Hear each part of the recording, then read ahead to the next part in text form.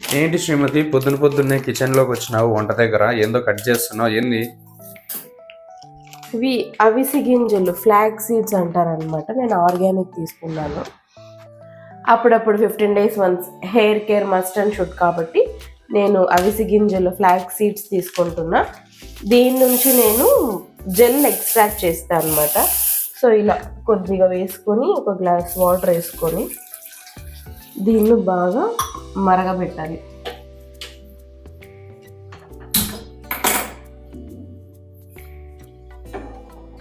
దీని నుంచి gel form అవుతుంది అనమాట మనకు.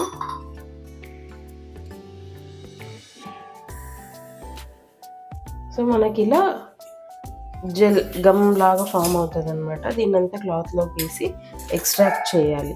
సో ఇలా ఫామ్ అయిన తర్వాత మనం ఇంకా స్టవ్ ఆఫ్ చేయాలి.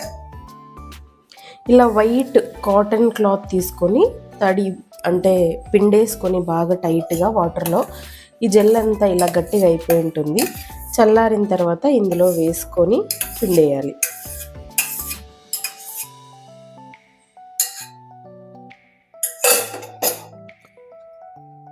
సో ఈ బౌల్ నేను యాక్చువల్లీ హెయిర్ కోసమే వాడతాను అనమాట. అంటే నేను అంతా అప్లై చేసుకోవడానికి రెగ్యులర్గా. చూసారా, ఇలా ప్రెస్ చేస్తుంటే జెల్ అంతా బయటికి వస్తుంది ఇలా.